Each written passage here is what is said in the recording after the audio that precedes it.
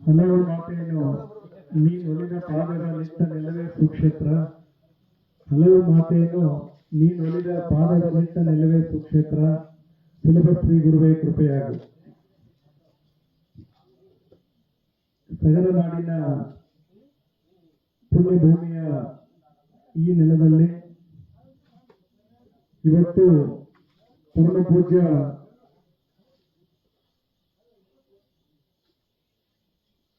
ರಾಮಚಂದ್ರ ಮಹಾಸ್ವಾಮೀಜಿಗಳ ದಿವ್ಯ ಸಾನ್ನಿಧ್ಯ ಹಾಗೂ ಪರಮ ಪೂಜ್ಯ ಕಾಳಹಸ್ತೇಂದ್ರ ಮಹಾಸ್ವಾಮೀಜಿಗಳು ವಿಶ್ವಕರ್ಮ ಮಠ ಶಹಾಪುರ ಹಾಗೂ ಪರಮ ಪೂಜ್ಯ ಶ್ರೀ ಬಸವರಾಜ ಬಡಿಗೇರ ಬೋರ್ಗಿ ಗುರುಗಳ ದಿವ್ಯ ಸಮ್ಮುಖದಲ್ಲಿ ಹಾಗೂ ಪರಮ ಪೂಜ್ಯ ಮೈಬೂಬ್ ಮುತ್ಯ ದೇವಿ ಆರಾಧಕರು ಕೋರವಾರ ಹಾಗೂ ಈ ನೆಲದ ಆರಾಧ್ಯ ದೈವ, ಈ ಮಣ್ಣನ್ನ ಪಾವನ ಮಣ್ಣಾಗಿ ಮಾಡಬೇಕು, ನಂಬಿ ಬಂದಂತ ಭಕ್ತರಿಗೆ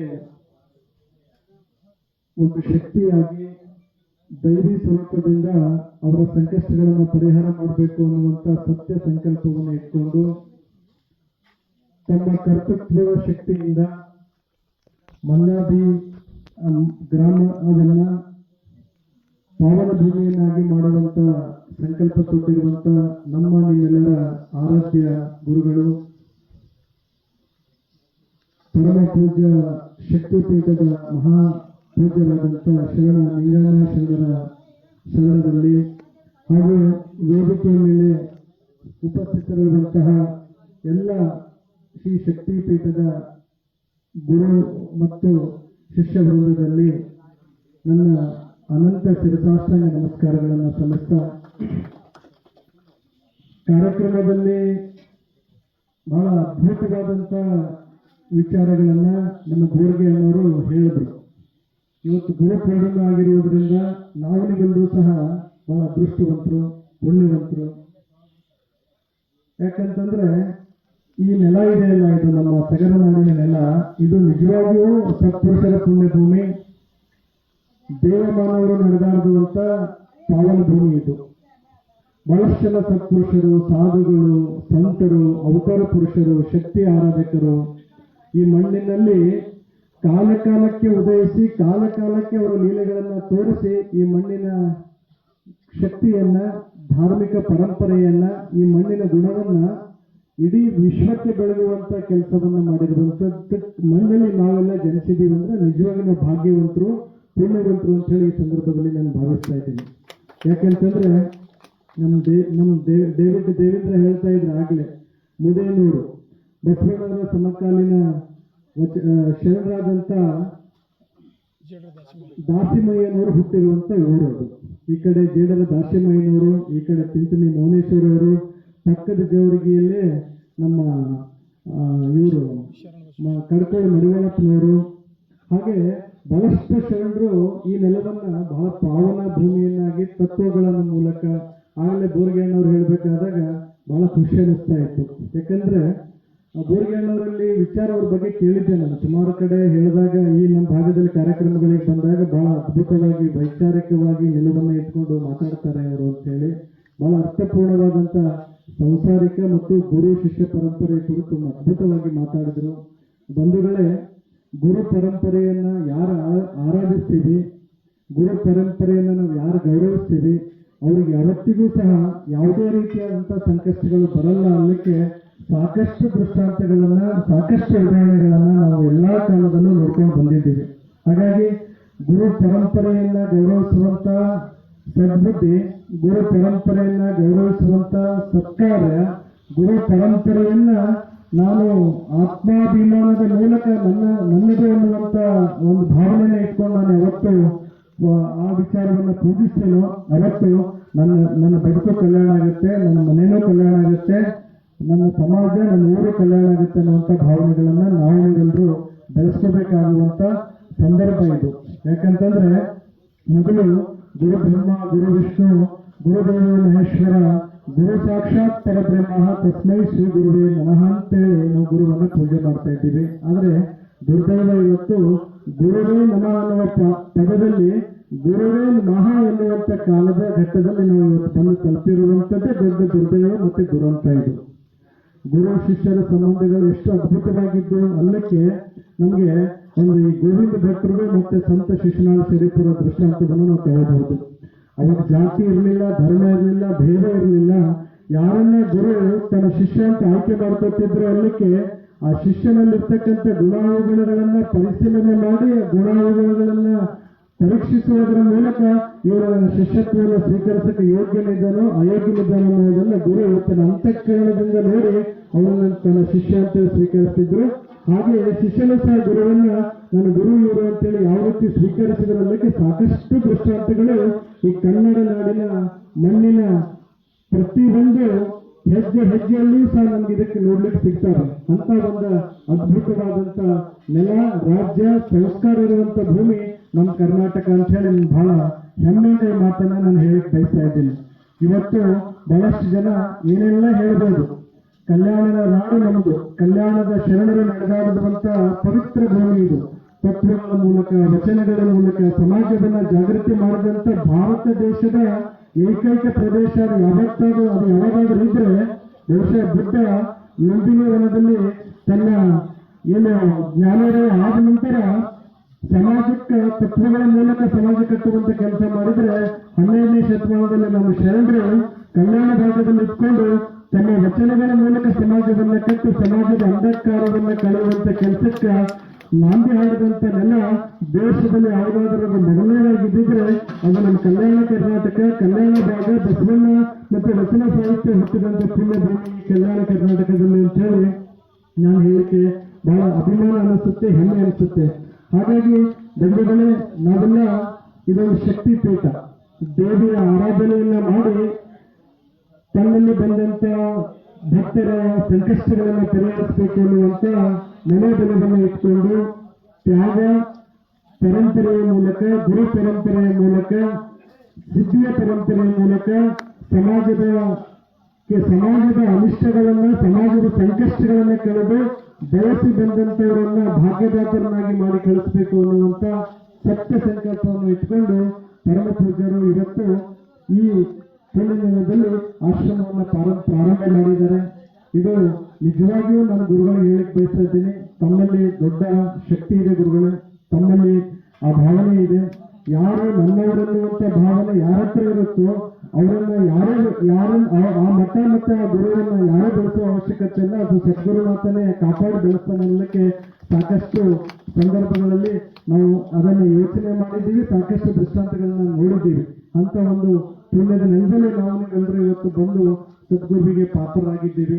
ಇವತ್ತು ಗುರು ಪೂರ್ಣಿಮೆನೇ ಇದೆ, ಅದರಲ್ಲೂ ಹುಣ್ಣಿಮೆ ಕಾರ್ಯಕ್ರಮವನ್ನು ಇವತ್ತು ಗುರುಗಳು ಇಟ್ಕೊಂಡಿದ್ದಾರೆ. ಪ್ರತಿ ಹುಣ್ಣಿಮೆಗೂ ಒಂದು ಕಾರ್ಯಕ್ರಮ ಮಾಡ್ತೀವಿ ಅಂತೇಳಿ ಹೇಳಿದ್ದಾರೆ.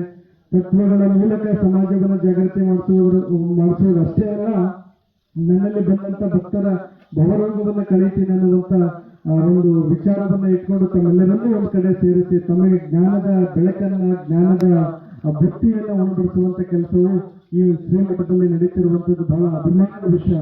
ಯಾಕೆ ಈ ಎಲ್ಲ ಭಾಗಗಳಲ್ಲಿ ನಮ್ಮ ಕಲ್ಯಾಣ ಕರ್ನಾಟಕದ ಬಹುತೇಕ ಮಠಗಳು ಹಿಂದಿನಿಂದಲೂ ಸಹ ಇವತ್ತಿನವರೆಗೂ ತನ್ನದೇ ಆದಂತ ದಾಸೋಹ, ಜ್ಞಾನ ದಾಸೋಹ, ಅನ್ನದಾಸೋಹದ ಮೂಲಕ ಸಮಾಜ ಕಟ್ಟುವಂತ ಕೆಲಸವನ್ನ ಮಾಡಿರುವಂತದ್ದು ನಾವು ನೀವೆಲ್ಲರೂ ಕೇಳಿದ್ದೀವಿ, ನೋಡಿದ್ದೀವಿ. ಇವತ್ತಿಗೂ ಸಹ ನಾವು ಆ ಕಣ್ಣಾರೆ ಅಂತ ಎಷ್ಟೋ ಮಠಗಳ ಕಾರ್ಯಗಳನ್ನು ನಡೀತಾ ಇದ್ದೀವಿ. ರಂಜನ್ ದರ್ಗಾ ಖ್ಯಾತ ಸಾಹಿತ್ಯವರು ಒಂದು ಮಾತು ಹೇಳ್ತಾರೆ ಕಾರ್ಯಕ್ರಮಗಳಲ್ಲಿ, ಉತ್ತರ ಕರ್ನಾಟಕದಾಗ ಏನಾದ್ರೂ ಆಗಿನ ಕಾಲಕ್ಕೆ ಮಠ ಮನೆಗಳು ಇರದೇ ಹೋಗಿದ್ರೆ ಉತ್ತರ ಕರ್ನಾಟಕದ ಜನರ ಮನೆ ಭಾಷೆ ಉರ್ದು ಆಗಿರ್ತಿತ್ತು ಅನ್ನುವಂತ ಒಂದು ತಾತ್ಪರ್ಯದ ಮಾತುಗಳು ಅವರು ಹೇಳ್ತಾರೆ. ನಿಜಾಮನ ಆಳ್ವಿಕೆ ಸಂದರ್ಭದಲ್ಲಿ ನಮಗೆ ಮಠಗಳಿಗೆ, ನಮ್ಮ ಸಂಸ್ಕಾರಕ್ಕೆ, ನಮ್ಮ ಧರ್ಮಕ್ಕೆ ಬಹಳಷ್ಟು ತೊಂದರೆಗಳಿದ್ದಂತ ಸಂದರ್ಭದಲ್ಲಿ ಆ ಮಠಗಳೇ ಇವತ್ತು ಈ ಭಾಗದ ಸಂಸ್ಕಾರಗಳನ್ನು ಉಳಿಸಿರುವಂತದ್ದು. ತಾಯಿಯಂದಿರು ಬಂದಿದ್ದೀರಿ, ಹಿರಿಯರು ಬಂದಿದ್ದೀರಿ, ನಿಮ್ಮೆಲ್ಲರಲ್ಲೂ ನಾ ಕಳ್ಕೊಳ್ಳೋ ಮನವಿ ಮಾಡ್ಕೊಳ್ಳೋದು ಇಷ್ಟೇ. ವೇದಿಕೆ ಮೇಲೆ ವಯಸ್ಸಲ್ಲಿ, ಅನುಭವದಲ್ಲೂ ನಮಗಿಂತ ಹೆಚ್ಚಿನವರು ಇದ್ದಾರೆ, ದೊಡ್ಡವರು ಇದ್ದಾರೆ. ನಮ್ಮ ಮಧ್ಯದಲ್ಲಿ ಸಂಸ್ಕಾರದ ಕೊರತೆ ಇವತ್ತು ಎದ್ದು ಕಾಣ್ತಾ ಇದೆ. ಮನೆಯಲ್ಲಿ ತಂದೆ ಮಗನಿಗೆ ಸಂಬಂಧ ದೂರ ಆಗ್ತಾ ಇದ್ದಾವೆ, ತಾಯಿ ಮಕ್ಕಳಿಗೆ ಸಂಬಂಧಗಳು ದೂರ ಆಗ್ತಾ ಇದ್ದಾವೆ. ನಾನು ನನ್ನವರನ್ನುವಂತ ಭಾವನೆಯಿಂದ ನಾವೆಲ್ಲ ದೂರ ಆಗಿ ಎಲ್ಲೋ ಒಂದ್ ಕಡೆ ಇವರು ಯಾರೋ ಅಪರಿಚಿತರನ್ನುವಂತ ಭಾವನೆಯಿಂದ ನಮ್ಮ ಮನಸ್ಸುಗಳನ್ನ ಮಲಿನವನ್ನ ಮಾಡಿಕೊಂಡು ನಮ್ಮ ಮನಸ್ಸಲ್ಲಿ ದ್ವೇಷವನ್ನು ತುಂಬಿಕೊಂಡು ನಮ್ಮ ಮನೆಗಳನ್ನ ಮನಸ್ಸುಗಳನ್ನ ಹಾಳು ಮಾಡ್ಕೊಳ್ಳುವಂತ ಪರಿಸ್ಥಿತಿ ಇವತ್ತು ನಿರ್ಮಾಣ ಆಗಿದೆ. ಅದರಿಂದ ಮನುಷ್ಯ ಸಮಾಜ ಆಚೆ ಬರಬೇಕು, ಮಾನವ ಸಮಾಜ ಆಚೆ ಬರಬೇಕು. ಯಾಕಂದ್ರೆ ನಾವು ಪ್ರಾಣಿಗಳಲ್ಲ, ಮನುಷ್ಯರನ್ನ ಪ್ರೀತಿಸುವಂತ ಗುಣಗಳನ್ನು ಬೆಳೆಸ್ಕೊಂಡಾಗ ಮಾತ್ರ ಮಾನವ ಸಮಾಜ ಉದ್ಧಾರ ಆಗ್ಲಿಕ್ಕೆ ಸಾಧ್ಯ ಆಗುತ್ತೆ. ಜಗದ್ಗುರು ರೇಣುಕಾಚಾರ್ಯರು ಹೇಳ್ತಾರೆ, ಮಾನವ ಧರ್ಮಕ್ಕೆ ಜಯವಾಗಲಿ, ಧರ್ಮದಿಂದಲೇ ವಿಶ್ವಕ್ಕೆ ಶಾಂತಿ ಅಂತೇಳಿ. ನಾವು ಮನುಷ್ಯ ಧರ್ಮಕ್ಕೆ ಜಯ ಅಂತ ಹೇಳಿದ್ರೆ ನಮ್ಮ ಮನಸ್ಸಿಗೆ, ನಮ್ಮ ಮನೆತನಕ್ಕೆ ಶಾಂತಿ ಸಿಗುತ್ತೆ. ನಾವು ಧರ್ಮಗಳ ಮಧ್ಯೆ ದ್ವೇಷಗಳನ್ನ ಬಿಟ್ಟು ರಾಜಕೀಯ ಕಾರಣಗಳಿಂದಾಗಿ ನಮ್ಮ ಮನಸ್ಸುಗಳನ್ನ ಕೆಡಿಸ್ಕೊಂಡು ಮನೆಗಳನ್ನ ಹೊಡ್ಕೊಂಡು ಹೊಡೆದಾಡಿಕೊಂಡು ನಮ್ಮ ಬದುಕನ್ನು ಕಟ್ಕೊಳ್ಳೋದನ್ನ ಬಿಟ್ಟು ಸಂಸ್ಕಾರಯುತವಾದಂತ ಕುಟುಂಬವನ್ನು ಕಟ್ಟುವ ನಿಟ್ಟಲ್ಲಿ ನಾವು ಎಲ್ಲರೂ ಸಂಕಲ್ಪ ಮಾಡಬೇಕು ಅನ್ನುವಂಥದ್ದು ನಾನು ಈ ಸಂದರ್ಭದಲ್ಲಿ ಹೇಳಿಕೆ ಬಯಸ್ತಾ ಇದ್ದೀನಿ. ಯಾಕಂತಂದ್ರೆ ಇವತ್ತು ಗುರುಪೂರ್ಣಿಮೆ ಆಗಿರೋದ್ರಿಂದ ಗುರುಗಳಿಗೆ ಏನು ಕಾಣಿಕೆ ಕೊಡಬೇಕು, ಗುರುಗಳು ಶಾಲೆ ಹೊಚ್ಚಿದ್ರು, ಹಾರ ಹಾಕೊಂಡ್ರು, ನಮ್ಮ ಮನೆ ಹೋಗಿ ಓದಿದೆ ಅನ್ನೋದಾಗಬಾರ್ದು. ಗುರುಗಳಿಗೆ ನಾನು ಇವತ್ತೇನಾದ್ರೂ ಒಂದು ಕಾಣಿಕೆಯನ್ನ ಕೊಟ್ಟು ಹೋಗ್ಬೇಕು. ಅದು ದುಡ್ಡಿನ ರೂಪದಲ್ಲಿ ಕಾಣಿಕೆ ಬೇಡ. ಇವತ್ತಿನಿಂದ ನಾನು ಏನು ಈ ಮಠಕ್ಕೆ ಬಂದಿದ್ದೀನಿ, ಶಕ್ತಿಪೀಠಕ್ಕೆ ಬಂದಿದ್ದೀನಿ, ಇನ್ನು ಯಾವತ್ತೂ ಸಹ ನನ್ನ ಮನಸ್ಸಲ್ಲಿ ಕೊಳೆ ಅನ್ನೋದಿರಲ್ಲ. ಸಮಾಜಕ್ಕಾಗಿ ನಾನು ದುಡಿತೀನಿ, ಸಮಾಜವನ್ನ ಪ್ರೀತಿಸ್ತೀನಿ, ಮನೆಗಾಗಿ ನನ್ನ ಮನೆತನವನ್ನು ರಕ್ಷಣೆ ಮಾಡ್ತೀನಿ, ಸಂಸ್ಕಾರಯುತವಾದ ಕುಟುಂಬವನ್ನು ನಾನು ಮಾಡ್ತೀನಿ ಅನ್ನುವಂಥ ಭಾವನೆಗಳು ತಾಯಂದಿರು ಬೆಳೆಸ್ಕೊಂಡಾಗ ಮಾತ್ರ ನಾವು ಇಂಥ ಕಾರ್ಯಕ್ರಮಕ್ಕೆ ಬಂದು ಕುಳಿತು ಈ ರೀತಿಯ ತತ್ವ ಬೋಧನೆಗಳನ್ನ ಕೇಳ್ಕೊಂಡು ಹೋಗೋದಕ್ಕೂ ಸಾರ್ಥಕ ಆಗುತ್ತೆ. ನಾನು ಬಹಳಷ್ಟು ಜನ ಕಾರ್ಯಕ್ರಮಗಳಲ್ಲಿ ಹೇಳ್ತಿರ್ತೀನಿ, ನಾನು ತಾಯಂದಿರುಗಳಿಗೆ ಮೊದಲು ನೋಡಿದ್ರೆಲ್ಲ ಬಹಳ ಚೆಂದಾಗಿ ಈ ಜನಪದ ಹಾಡನ್ನು ಹಾಡ್ತಾ ಇದ್ರು. ಆಚಾರಕ್ಕೆ ಅರಸನಾಗು, ನೀತಿಗೆ ಪ್ರಭುವಾಗು, ಮಾತಲ್ಲಿ ಮಾಣಿಕ್ಯ ನೀನಾಗು ನನ್ನ ಕಂದ, ಜ್ಯೋತಿಯು ನೀನಾಗು ಜಗಕ್ಕೆಲ್ಲ ಅಂತೇಳಿ ಬಹಳಷ್ಟು ಜನ ತಾಯಂದಿರು ಮಕ್ಕಳಿಗೆ ಜೋಗ ಹಾಡೋದನ್ನೇ ಮರ್ತ್ಬಿಟ್ಟಿದ್ದಾರೆ. ಅಂತ ನಮ್ಮ ಸಂಸ್ಕಾರ ಸಂಪ್ರದಾಯದ ಮೂಲಕ ಮಕ್ಕಳನ್ನ ಬೆಳೆಸಿದಾಗ ಮಾತ್ರ ಇದು ನಂಗೆ ಇರುವಂತ ಭಾವನೆಗಳು ನಮ್ಮ ಮಕ್ಕಳಲ್ಲಿ ಬೆಳೆಸ್ಲಿಕ್ಕೆ ಸಾಧ್ಯ ಆಗುತ್ತೆ. ಹಾಗಾಗಿ ಮಕ್ಕಳಿಗೆ ದೇವರು, ಧರ್ಮ, ಪೂಜೆ, ಪುನಸ್ಕಾರ, ಗುರು, ಲಿಂಗ, ಜಂಗಮ ಅನ್ನುವಂತ ಈ ಸಂಸ್ಕಾರದ ಪದಗಳನ್ನ ಮಕ್ಕಳ ಕಿವಿಗಳಿಗೆ ತುಂಬಿ ಅವರನ್ನು ಸಂಸ್ಕಾರಯುತವಾಗಿ ಮಾಡುವಂತ ಕೆಲಸವನ್ನ ದಯವಿಟ್ಟು ಪಾಲಕರು, ತಾಯಂದಿರು ಇದ್ದೀರಿ, ಹಿರಿಯರಿದ್ದೀರಿ, ಅಣ್ಣಂದಿರಿದ್ದೀರಿ, ಎಲ್ಲರೂ ಮಾಡ್ಕೊಂಡಾಗ ಮಾತ್ರ ನಾವು ಒಳ್ಳೆ ಸಮಾಜವನ್ನು ಕಟ್ಟಲಿಕ್ಕಾಗತ್ತೆ. ಇವತ್ತಿನ ದಿನದಲ್ಲಿ ಎಲ್ಲ ಸಿಗ್ತಾ ಇದೆ, ಬೆರಳು ತುದಿಯಲ್ಲೇ ಪ್ರಪಂಚವನ್ನು ನೋಡಬಹುದು. ಆದ್ರೆ ಎಲ್ಲದರ ಮಧ್ಯದಲ್ಲೂ ಸಂಸ್ಕಾರ ಅನ್ನೋದಕ್ಕೆ ಮುಂದಿನ ದಿನಗಳ ಮಠಗಳೇ ಪಾಠಶಾಲೆಗಳು ತೆಗೆಯುವಂತ ಸಂದರ್ಭಗಳು ಮುಂದಿನ ದಿನದಲ್ಲಿ ಬಂದರೂ ನಾವು ಆಶ್ಚರ್ಯ ಪಡಬೇಕಾಗಿಲ್ಲ.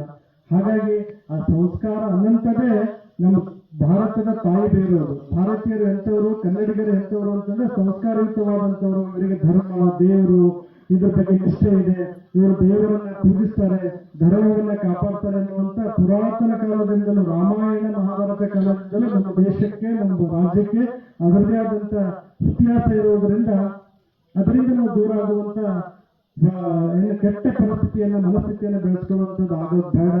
ನಾವು ನೀವೆಲ್ಲರೂ ಸಹ ಮಾನವ ಜನ್ಮದಲ್ಲೇ ಹುಟ್ಟಿದ್ದೀವಿ. ಆ ಮಾನವ ಜನ್ಮ ಸಾರ್ಥಕ ಆಗ್ಬೇಕು ಅನ್ನೋಂತಾದ್ರೆ ಇಂಥ ಶರಣರ ಒಂದು ಸಾಮೀಪ್ಯ, ಇಂಥ ಶರಣರ ತತ್ವ ನುಡಿಗಳು, ಶರಣರ ಬೋಧನೆಗಳನ್ನ ನಮ್ಮ ಜೀವನದಲ್ಲಿ ಅಳವಡಿಸಿಕೊಂಡಾಗ ನಾವು ನಿಜಕ್ಕೂ ಸಹ ಅದ್ಭುತವಾದಂತ ಬದುಕನ್ನ ಕಟ್ಕೊಳ್ಳಿಕ್ಕೆ ಸಾಧ್ಯ ಆಗುತ್ತೆ. ನಾವು ಬಸವಣ್ಣವರ ವಚನವನ್ನ ಅಧ್ಯಯನ ಮಾಡಕ್ಕೆ ಇಂಗ್ಲೆಂಡ್ದಿಂದ ಬರ್ತಾರೆ. ಬಸವಣ್ಣನ ವಚನಗಳನ್ನ, ಬಸವಾದಿ ಶರಣರ ವಚನಗಳನ್ನ ಅಧ್ಯಯನ ಮಾಡಕ್ಕೆ ಇಂಗ್ಲೆಂಡ್ದಿಂದ ಇಲ್ಲಿಗೆ ಬರ್ತಾರೆ. ಪಕ್ಕದಲ್ಲೇ ಬಸವ ಕಲ್ಯಾಣ ಇದ್ರು, ಒಂದಿನ ಹೋಗಿ ನಾವು ಬಸವಣ್ಣ ಕಲ್ಯಾಣ, ಬಸವಣ್ಣ ನೋಡಿಲ್ಲ ಅಂದ್ರೆ ನಾವೆಷ್ಟ ದುರ್ದೈವಿಗಳು ಅಂತ ನನಗೆ ಬೇಸರ ಆಗುತ್ತೆ. ಯಾಕಂದ್ರೆ ಅದನ್ನ ಅಂತ ಅದ್ಭುತವಾದಂತ ಸಂದೇಶ ಇದೆ. ತಂದೆ ನೀನು, ತಾಯಿ ನೀನು, ಗಂಡ ನೀನು, ಬೆಳಗ ನೀನು, ನೀನೆಲ್ಲದ ನನಗೆ ಮತ್ತಾರು ಇಲ್ಲವಯ್ಯ ಕೂಡಲ ಸಂಗಮ ದೇವ ಅಂತ ಹೇಳಿದ್ರು. ಇವನಾರವನೆಂದೆನಿಸದಿರೆಯ, ಇವನ್ ನಮ್ಮ ಮನೆಯ ಮಗನೆನಿಸೆಯ ಕೂಡಲ ಸಂಗಮ ದೇವ ಅಂತ ಹೇಳುವಂತ ವಚನಗಳಿದಾವಲ್ಲ, ಇದು ಯಾವ ವಿಶ್ವವಿದ್ಯಾಲಯದ ಡಿಕ್ಷನರಿಯಲ್ಲೂ ಯಾವ ಸಾಹಿತ್ಯನೂ ಬರೆದಂತೆ ಬಲ್ಲ. ಇಂಥ ಒಂದು ತತ್ವಗಳು ವಚನಗಳ ರೂಪದಲ್ಲಿ ಶರಣರನ್ನು ಕೊಟ್ಟೋದಂಥದ್ದು. ಆ ವಚನಗಳಲ್ಲೇ ಪ್ರಪಂಚ ಇದೆ, ವಚನಗಳಲ್ಲೇ ಬದುಕಿದೆ. ಅಂತ ಅದ್ಭುತವಾದಂತ ಸಾಹಿತ್ಯದ ನೆಲದಲ್ಲಿ ನಾವೆಲ್ಲ ಜನಿಸಿದೀವಿ ಅಂದಾಗ ಅಟ್ಲೀಸ್ಟ್ ಆ ಪೂರ್ತಿ ಪ್ರಮಾಣದ ನಮ್ಗೆ ಅಳವಡಿಸ್ಕೊಳಕ್ ಆಗ್ಲಿಲ್ಲ ಅಂತಂದ್ರೆ ಅದ್ರ ಒಂದು ಭಾಗ ಆದ್ರೂ ನನ್ನ ಜೀವನದಲ್ಲಿ ಅಳವಡಿಸ್ಕೊಂಡು ಸಮಾಜಕ್ಕೆ ಒಂದು ಕೊಡುಗೆ ಕೊಡುವಂತ ವ್ಯಕ್ತಿ ನಾನು ಆಗ್ತೀನಿ ಅನ್ನುವಂತ ಸಂಕಲ್ಪವನ್ನ ನಾವೆಲ್ಲರೂ ಕೊಡ್ಬೇಕು. ನಮ್ಮ ಯುವ ನಾಯಕ ಆಗ್ಲೇ ಹೇಳ್ತಾ ಇದ್ರು, ನಮ್ಮ ಡೇವಿಡ್, ನಮ್ಮ ಕನ್ನಡ ಪರ ಹೋರಾಟಗಾರರು, ನಿಮ್ಮ ಭಾಗದ ಯುವ ನಾಯಕರು. ಅವಾಗೆ ಹಿಂದೆ ಏನಿತ್ತು ಡೇವಿಡ್, ಹಿಂದೆ ಗುರು ಇದ್ರು, ಮುಂದೆ ಗುರು ಇತ್ತು, ಯುವಕರ ದಂಡು ಹೋಗ್ತಾ ಇತ್ತು. ಇವತ್ತು ಹಿಂದೆ ಗುರುನೂ ಇಲ್ಲ, ಮುಂದೆ ಗುರುನೂ ಇಲ್ಲ. ಇವತ್ತು ಯುವಕರ ದಂಡು ಹೆಂಗ್ ಹೋಗ್ತಾ ಇದೆ ಅಂದ್ರೆ ಕುರಿಗಳು ಹಿಂದೆ ಹೆಂಗ್ ಹೋಗ್ತಾ ಇದೆ ಹಂಗೆ ಹೋಗ್ತಾ ಇದೆ. ಹಾಗಾಗಿ ಯುವಕರು ಕುರಿಗಳು ಹಿಂದೆ ಆಗದ್ ಬೇಡ. ಯುವಕರು ಗುರು ಮಾರ್ಗದರ್ಶನದಲ್ಲಿ, ಗುರುಗಳ ಸಾಮೀಪ್ಯದಲ್ಲಿ ಸಮಾಜ ಕಟ್ಟುವಂತ ಕಾಯಕ ಕಾರ್ಯದಲ್ಲಿ ನಾವೆಲ್ಲರೂ ಸಹ ನಾನಾದಿಯಾಗಿ ಎಲ್ಲರೂ ಸಹ ಈ ಭಾಗದಲ್ಲಿ ಎಲ್ಲರೂ ನಾವು ಮೊದಲನೇದಾಗಿ ನಾನು ನನ್ನ ವ್ಯಕ್ತಿತ್ವವನ್ನು ಬೆಳೆಸ್ಕೋಬೇಕು, ನಂತರ ನನ್ನ ಮನೆಯನ್ನು ಕಟ್ಟಬೇಕು, ಮನೆ ಜೊತೆ ಸಮಾಜವನ್ನ ಕಟ್ಟಬೇಕು, ಸಮಾಜದ ಜೊತೆ ಇಂಥ ಗುರುಮಠಗಳನ್ನ ಶಕ್ತಿಪೀಠಗಳನ್ನ ಕಟ್ಟಬೇಕು ಅನ್ನುವಂತ ಯಾವ ಯುವಕ ಸಂಕಲ್ಪ ಇಟ್ಕೋತಾರೋ ಅವರು ಮುಂದಿನ ದಿನಗಳಲ್ಲಿ ಅದ್ಭುತವಾದಂತ ನಾಯಕನಾಗಿ ಹೊರಹೊಮ್ತಾನೆ ಅನ್ನೋದ್ರಲ್ಲಿ ಎರಡು ಮಾತಿಲ್ಲ. ಅಂತ ಒಂದು ಸ್ಪಷ್ಟವಾದಂತ ವಿಶಾಲ ಹೃದಯವನ್ನು ಮನಸ್ಸಲ್ಲಿ ಇಟ್ಕೊಂಡಾಗ ನಾವು ಸಹ ಇಂಥ ಒಂದು ಕಾರ್ಯಕ್ರಮಗಳಲ್ಲಿ ಬಂದು ಭಾಗಿಯಾದಕ್ಕೆ ಸಾಕ್ಷಿ ಆಗುತ್ತೆ.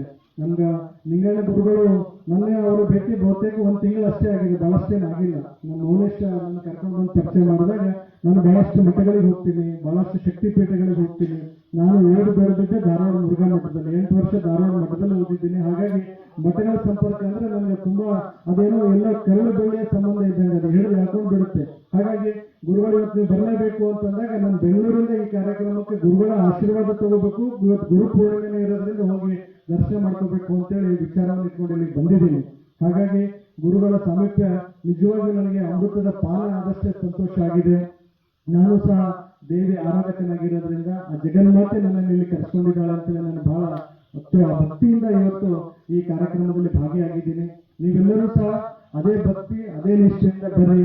ದಯವಿಟ್ಟು ಬಂದು ಕಷ್ಟ ಅಷ್ಟೇ ತಗೊಂಡು ಕೇಳ್ಕೊಂಡು ಪರಿಹಾರ ಮಾಡ್ಕೊಂಡು ಹೋಗ್ಬೇಡ್ರೆ, ಬಂದು ಗುರುಗಳ ಜೊತೆಗಿದ್ದು ನಾನು ಯಾವ ರೀತಿಯಾಗಿ ಸಮಾಜವನ್ನ ಕಟ್ಟಬೇಕು ಅನ್ನುವಂಥದ್ದು ವಿಚಾರವನ್ನು ಸಹ ನೀವು ಮಾಡ್ರಿ. ಯಾಕಂದ್ರೆ ನಮ್ಮ ಮನಸ್ಸುಗಳಲ್ಲಿ ಇವತ್ತು ಕಾಮ, ಕ್ರೋಧ, ಲೋಭ, ಮೋಹ, ಮದ, ಮತ್ಸರ ತುಂಬಿ ತುಳುಕ್ತಾ ಇದೆ. ಯಾರನ್ನು ಕಂಡ್ರೂ ಯಾರಿಗೆ ಸೇರ್ಸ್ಕೋಕ್ ಆಗ್ತಾ ಇಲ್ಲ. ಒಂಚೂರು ಒಳ್ಳೆ ಬಟ್ಟೆ ಹಾಕೊಂಡು ಬಂದು ನನ್ನ ಪಕ್ಕದಲ್ಲಿ ನನಗೆ ಎಳೆ ಕೂತ್ಕೊಂಡ್ರೆ ಇವನು ಎಲ್ಲ ಹೋಗ್ಬಂದಿದೆ ಅಂತ ನಾವು ಅಸೂಯೆ ಪಡುವಂತ ಕೆಟ್ಟ ವಾತಾವರಣದಲ್ಲಿ ಇವತ್ತು ಜೀವನ ಮಾಡ್ತಾ ಇದ್ದೀವಿ. ಅದು ನಮ್ಮ ಜೀವನದ ಪದ್ಧತಿ ಅಲ್ಲ. ನಾವೆಲ್ಲರನ್ನೂ ಒಪ್ಕೋಬೇಕು. ಎಲ್ಲರೂ ನನ್ನವರೆನ್ನುವಂತ ಭಾವನೆಯನ್ನ ಬೆಳೆಸ್ಕೊಂಡಾಗ ಮಾತ್ರ ನಾವೆಲ್ಲರೂ ಸಮಾಜವನ್ನು ನಿರ್ಮಾಣ ಮಾಡ್ಲಿಕ್ಕೆ ಸಾಧ್ಯ ಆಗುತ್ತೆ.